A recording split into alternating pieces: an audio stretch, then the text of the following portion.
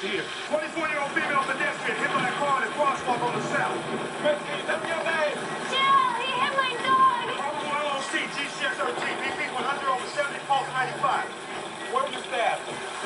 No, she was hit by a car. Wait, where's the staff? What stab wound? Get her inside. You're just fast, Steve. Get it together. Didn't know you were coming, and the one we're waiting on is over half an hour late. Dr. Wynn. Did you hit your head at all? Did you lose consciousness? I don't know. I just remember walking into the street and seeing Gordon lying in the rain. Gordon? Her dog. BP's 100 over 40. I kept scratching at the door to take him for a walk. Breath sounds equal. No, human timid, but I want to get head seat. Is this the hit and run? He didn't stop. Pulse ox is 94 and 4 liters. Miss, can you describe the car that hit you?